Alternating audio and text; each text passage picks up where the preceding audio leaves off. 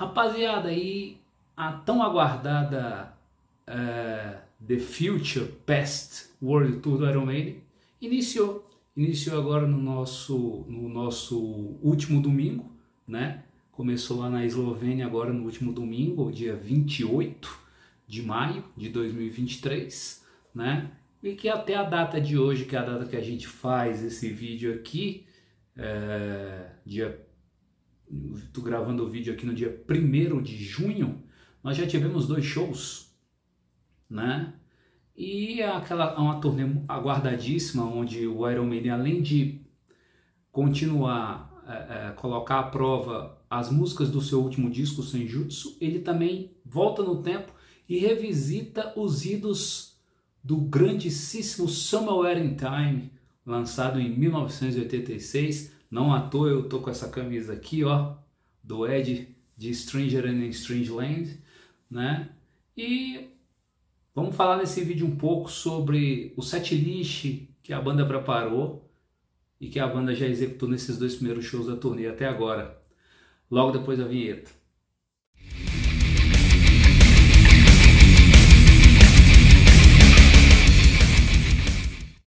Fala galera do Vitrola Metal, beleza? Davi Oliveira aqui mais uma vez com vocês. É um grande prazer de estar recebendo você que vem pelo canal pela primeira vez e você que já frequentou aqui o Vitrola Metal, consumindo outros conteúdos, outros vídeos aqui que a gente coloca aqui, que a gente procura aqui tá abastecendo de maneira semanal aí para vocês. Então, gente, The Future Past World Tour, a tão aguardada turnê do Iron Maiden, que enfatiza o seu último trabalho, Senjutsu, e o grandíssimo clássico, um dos grandes clássicos do Iron Maiden de 1986, o álbum Somewhere in Time, né? O Iron Maiden, ele já, desde ali de 2005, ele começou começou um projeto secundário, digamos assim, né? Porque obviamente a banda de lá para cá lançou trabalhos novos, mas começou um projeto secundário de longo prazo, onde ele revisita turnês antigas, né? Discos seus do seu passado ali, abordando temas desses discos, os temas que eles usaram nas turnês desses discos, etc. Tentando recriar um pouco desse clima, né? Então isso já aconteceu com todos os discos do Iron Maiden ali dos anos 80, e estava faltando propriamente o Somewhere in Time, né? E isso é muito curioso porque Somewhere in Time é um disco de altíssima excelência, né? Ele é o terceiro da chamada Trilogia das Bahamas, né? Também chamado de Trilogia das Bahamas. Por que Trilogia das Bahamas? Porque Peace of Mind, Powerslave e Somewhere in Time, o Iron Maiden, ele gravou nas Bahamas, né? Enfim, o staff da banda é um staff muito atento, né? Então, lá na época, lá nos anos 80, na década de 80, até por uma série de questões assim, de poder propiciar para a banda estrutura, isolamento para que eles pudessem trabalhar e compor, e também até questões de impostos, né? Impostos mais reduzidos. O Rod Smallwood, né? O staff do Iron Maiden, encontrou nas Bahamas, né? Nesse estúdio das Bahamas, esse local. Não, se eu não me engano, o nome do estúdio é Compass Point, né? E foi onde foi gravado essa tríade, né? Que é o Peace of Mind, o Powerslave e o Somewhere in Time, que são os 3 primeiros discos da chamada formação clássica do Iron Maiden, né? Que tem o Bruce Dickinson, o Steve Harris, Dave Murray, Adrian Smith e o Nickel McBrain, né? E estúdio, inclusive, esse Compass Point, que já tinha abrigado inclusive outras bandas, inclusive na época na época que eles gravaram o Peace of Mind, logo que eles saíram, que eles terminaram o período deles no estúdio após gravar o Peace of Mind, quem se instalou no estúdio lá, na estrutura, foi o AC/DC na época, né? Enfim, então assim, de todos esses álbuns da década de 80, o Maiden não, nessa sua formação sexteto, né, ele ainda não tinha revisitado a Somewhere on Tour, que foi a turnê de Somewhere in Time, que uma turnê grandiosíssima também no sentido de estrutura de palco, a temática futurista toda que o Somewhere in Time traz, né? Então que gerou uma turnê visualmente muito bonita naquela época, né? Ali entre 86 e 87, né? Não com a mesma quantidade de shows, por exemplo, que teve a World Lover Tour, né? Que foi ali um arregaço mesmo em termos de quantidade de shows. Foi bem menos, porém, não, nem tanto menos também assim, né? Digamos assim, na casa de uns 50 shows a menos, né? O que também já é muita coisa. Mas assim, visualmente a turnê de Somewhere in Time foi muito bonita e impressionantemente, né? Ironicamente, das grandes turnês do Iron Maiden que começou ali do Killers para frente, né? Ou seja, de 81 para frente, embora na turnê do primeiro disco também o Iron Maiden tenha saído, feito circuito europeu, etc., aquela coisa toda, mas não podíamos chamar de uma grande turnê porque não tinha essa estrutura toda. Então, minimamente, quando se passou a ter uma estrutura realmente de turnê mundial, que foi do Killers para frente, todas essas turnês elas foram documentadas por meio de vídeo ou por meio de áudio, né? Entendeu? Incrivelmente, ironicamente falando, a Somewhere on Tour ficou de fora disso daí, né? Ela ficou de fora, justamente a turnê cuja estética visual dela foi podemos dizer que foi a mais bonita, era a mais interessante por conta dessa temática toda futurista que o álbum trazia, tanto na questão do seu contexto lírico propriamente dito, né? O seu tema lírico propriamente dito, como na questão da produção mesmo do disco, das timbragens, né? Você encontra aquelas timbragens mais agudas, que tem já essa coisa mais experimental, essa coisa mais futurista, né? E essa é a turnê que não tem esse registro, e até então tinha ficado batido.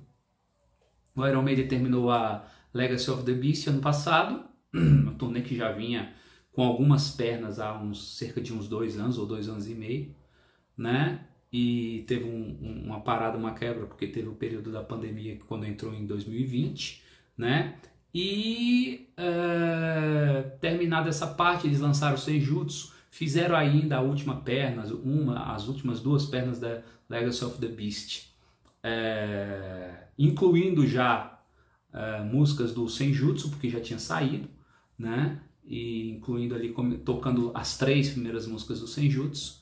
E aí agora vem esse projeto de fazer essa nova turnê para poder continuar essa divulgação do Senjutsu, ver como essas músicas funcionam ao vivo, mas ao mesmo tempo revisitar Somewhere on Tour, né? Essa turnê que foi a turnê do Somewhere in Time.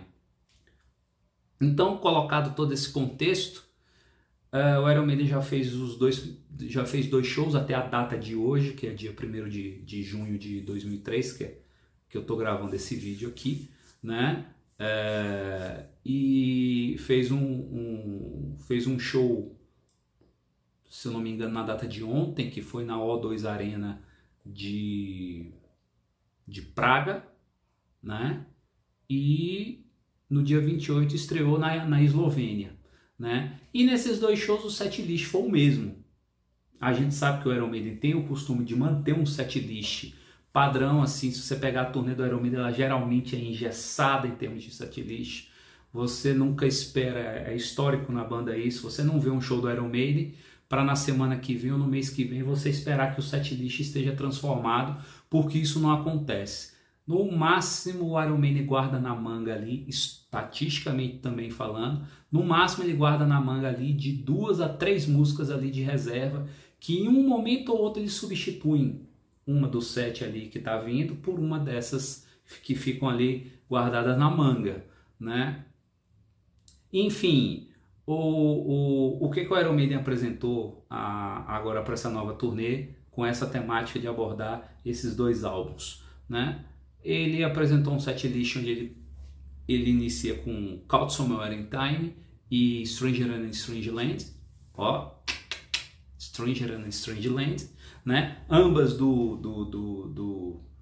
Somewhere in Time, e que o público realmente pirou, né? Quando essas duas peças foram tocadas, porque imagina, Caught Somewhere in Time não era tocada até o domingo dia 28 agora, 28 de maio, ela não era tocada há 35 anos. Imagina o que é isso. Há 35... Aliás, não só ela, como a própria Stranger in Strangeland, né? Não eram tocadas há 35 anos, né? Desde o último show da Somewhere on Tour, que foi já era 1987. Enfim, então quer dizer, a galera entrou em pane mesmo, então assim, com certeza foram duas músicas excelentes de poder estar iniciando esse show.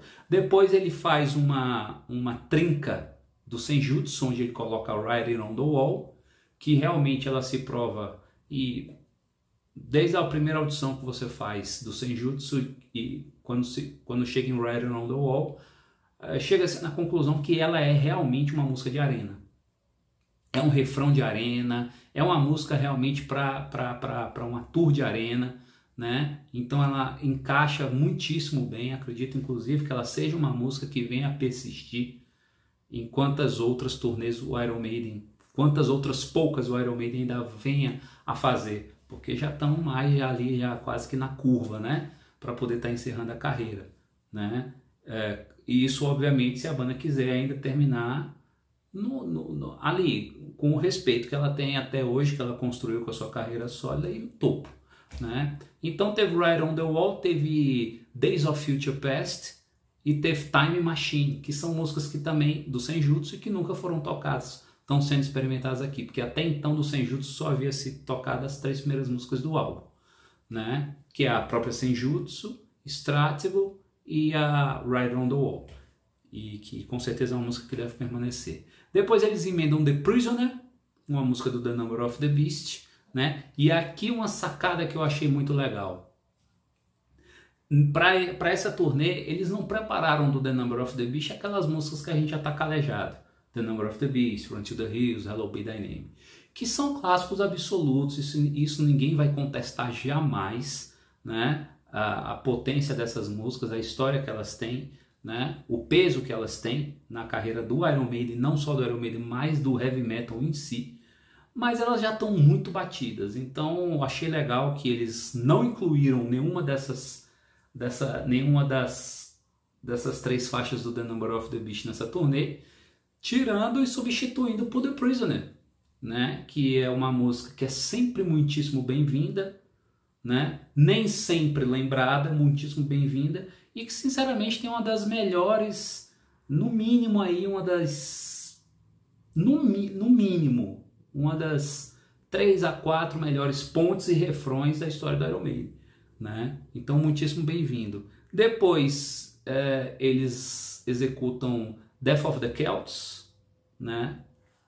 Que é do Senjutsu também, e também é uma estreia, não foi tocada ainda até agora também, né? Depois eles emendam Can I Play With Madness, que legal e tudo, eu vou ser muito sincero para vocês, não é uma das músicas que eu mais aprecio do Iron Maiden, não que eu não goste, mas tem muita música para mim que entra na frente dela, tanto do disco que ela é oriunda, que é o Seventh Son of a Seventh Son, como principalmente da carreira da banda em si. Mas enfim, não de forma alguma que compromete, isso aqui é uma opinião pessoal minha com relação a essa faixa, né? Mas ela foi lá inserida, né? Can I Play With Madness? Aí você volta depois com 2 do Somewhere in Time. Você volta com Heaven Can Wait, que também não era tocada há muitíssimos anos, né?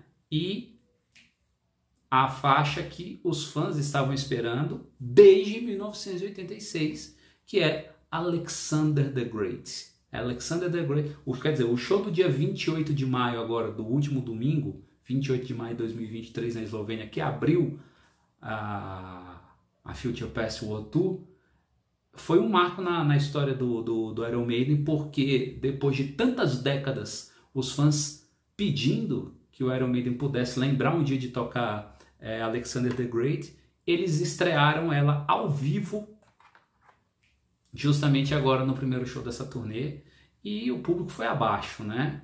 E realmente, ela, até por ela ser mais uma das épicas obras do Steve Harris, ela realmente, em algum lugar do tempo, né? Até parafraseando o título do disco, em algum lugar do tempo ela tinha que aparecer ao vivo, né? E ela vem nessa turnê para isso agora. Não que a turnê não foi feita para se tocar Alexander the Great ao vivo, não faz sentido. Em qualquer turnê que o Iron Maiden fizesse, ele poderia tocar essa música. Mas o fato de fazer uma turnê cuja temática aborda o Somewhere in Time, revisita a Somewhere on Tour, e como não aconteceu isso lá atrás, era obrigatório, não tinha como o Maiden escapar de tocar Alexander the Great, né? Após todas essas décadas com os pedidos dos fãs, né? Aí depois você tem Fear of the Dark, ok, você tem Iron Maiden, ok, aí você vem com as 3 últimas do disco, né? Onde você tem Hell on Earth, né? Que é a última faixa do Senjutsu, do último disco da banda, né? Hell on Earth, e aí você tem The Trooper, e para fechar com chave de ouro você tem mais uma do Somewhere in Time, que é Wasted Years, né? Então, ok, assim, analisando o set assim, e até inclusive no primeiro show,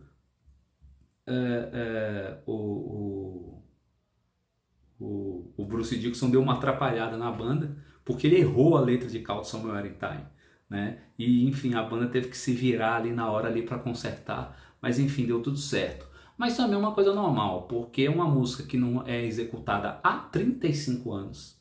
Então é perfeitamente normal que nos primeiros shows, ou no caso que for o primeiro show da turnê, aconteça de dar uma escorregada, né? E isso também não atrapalha de maneira nenhuma também o sentimento que o fã que está ali assistindo o show e ouvindo uma música dessa, muitos deles pela primeira vez ao vivo, isso certamente não é um empecilho, né? Mas teve essa questão. Enfim, a banda, eu achei interessante a banda abordar as músicas do Senjutsu tocando faixas que eles ainda não tinham tocado do disco ao vivo, com exceção da Riding on the Wall, né? Todas as outras eles ainda não tinham tocado ao vivo, a Days of Future Past, Time Machine, Death of the Celts, a Hell on Earth, né? Essas músicas eles ainda não tinham tocado ao vivo, então bem legal isso, né? Porque a ideia de repente que a gente poderia ter, como o Iron Maiden não é muito imprevisível na criação de set, a gente podia imaginar inclusive até que as 3 que eles vinham tocando do último disco, na última turnê, que eles, enfim, colocariam ela nesse set, no set padrão, mas não colocaram. Então isso é um ponto muito positivo, né? A única que eles colocaram que já tinham tocado é justamente aquela que tem a cara mesmo de hit de arena, né? Que é a Riding on the Wall. Então, com relação à abordagem no aspecto do Senjutsu, para mim perfeitamente, acho que eles aceitaram bastante.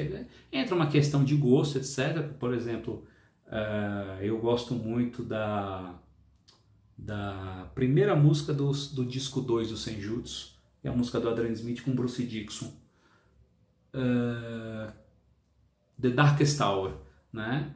Eu acho que cairia muito bem, né? Mas é uma questão de gosto pessoal, não é porque ela não está que eu vou dizer que eles erraram a mão nas escolhas da música do disco para a turnê.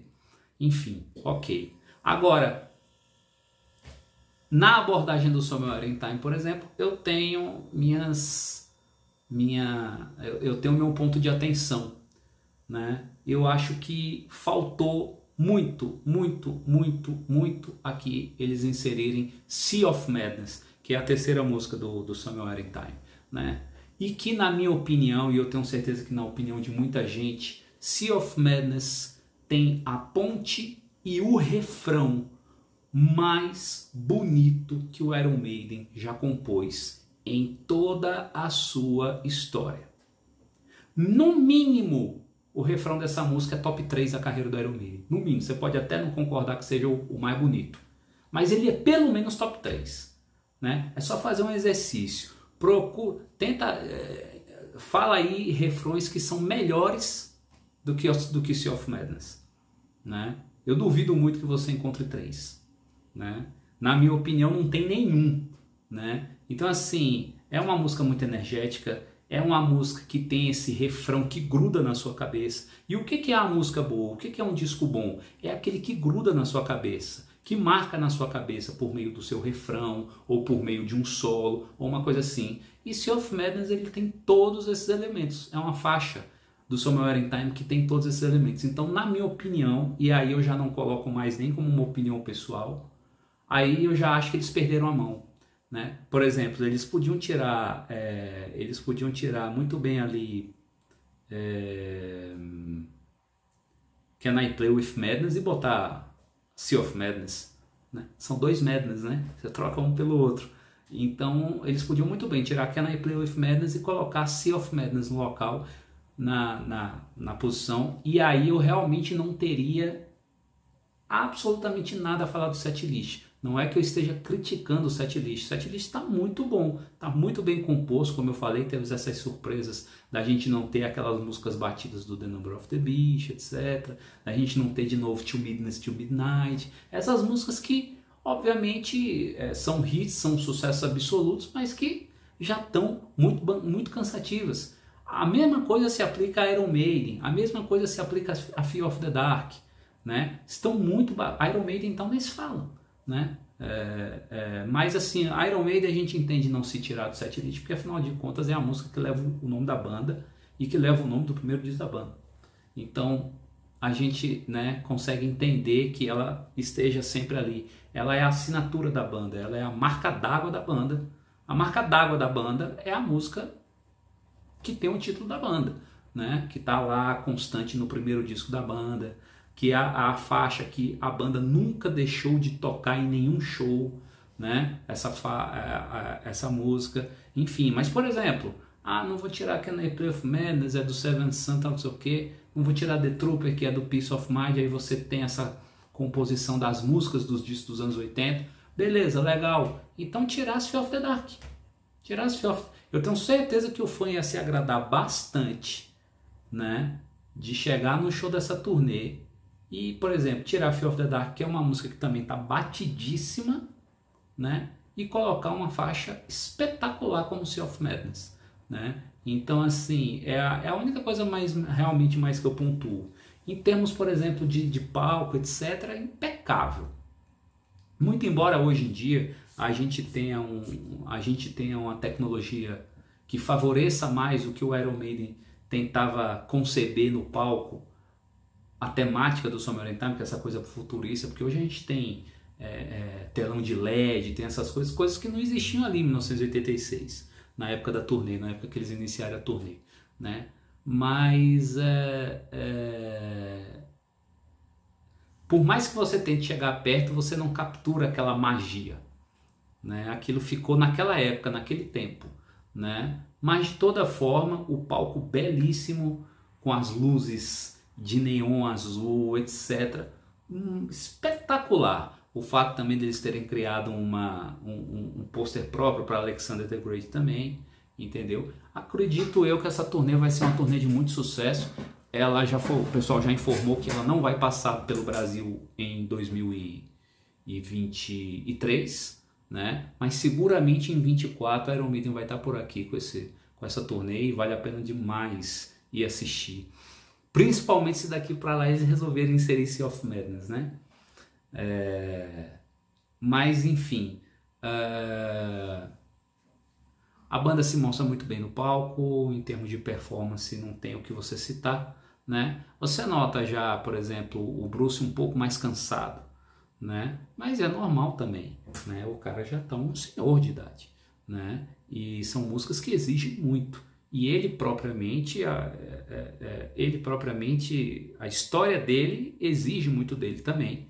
Não só sob o aspecto musical, no sentido de conseguir emular, né? Ou seja, cantar aquelas faixas, mas também da sua performance no palco. Se for um cara que correu para cá, para lá, aquela coisa toda, não que ele tenha deixado de fazer isso, né? Porque tem aos montes vídeos aí no YouTube das pessoas que foram a esses 2 shows já da turnê, né? E você verifica que ele ainda está, podemos dizer que ele está bem forte ainda, mas você já vê naturalmente, já vai acusando um pouco do cansaço, né? Desses anos todos de estrada, etc. Mas isso não compromete de maneira, não comprometeu, não vem comprometendo a exibição, a performance da banda em palco, né? Sempre realmente muito maravilhosa, e quando você lembra da idade que eles têm, do tempo que eles estão na estrada, isso ainda tem mais mérito ainda, quer dizer, se torna muito mais fabuloso, se torna muito mais maravilhoso. Então, e para fechar, sinceramente acredito que o Maiden vá lançar algum tipo de registro dessa turnê, até pelo fato da própria turnê da época no Somewhere in Time não ter tido nenhum tipo de registro, né? Audiovisual ou simplesmente de áudio, né? Acredito que eles venham a lançar aí um CD, né? O registro, ao menos de áudio desses shows, mas acredito também, até pelo palco, como o palco ficou muito lindo, lançarem de repente até um home video também, né? E sem dúvida nenhuma, se eles fizerem isso, eu tenho certeza que vai vender como água, justamente por conta disso. É um setlist que está muito equilibrado, é um setlist que surpreende pelo fato de você não encontrar ali músicas já muito batidas e que, por mais que você seja fã, porra, tem tanta coisa para ouvir, só toca isso, né? Então, de você ouvir músicas que nunca foram executadas até aqui, né? Ou então músicas que não são executadas há mais de 30 anos, né? Então eu acredito que vai ser e até para ver também como que vai funcionar essas músicas, principalmente essas peças mais longas que o Steve Harris compôs para o último disco. É interessante. Sempre interessante ver essas faixas mais longas ao vivo, para saber como é que elas soam, se elas funcionam ao vivo ou se elas são realmente apenas peças de estúdio, né? Porque existe a música que funciona ao vivo e a música que é só peça de estúdio, né? Então acredito que com certeza se eles lançarem CD, lançarem home video, né? Esse Blu-ray, o que for dessa turnê, eu tenho certeza que vai vender como água. Enfim, essa nova turnê é um acerto enorme do Iron Maiden, né? Acertaram em cheio no alvo, e vamos esperar o dia que eles chegam por aqui. De toda forma, agradeço a presença de todos vocês, peço para que vocês possam deixar o like, né? Comenta aí no vídeo se vocês já viram algum dos vídeos que está rolando aí no YouTube, o que vocês acharam das performances, né? Da banda, da execução, etc. Tudo, vamos conversar um pouco aí, mas eu peço seu like, peço que você possa se inscrever no canal, peço que você possa compartilhar com os seus amigos esse vídeo, e é isso, a gente segue e até a próxima. Abraço, valeu, tchau. Up the Irons.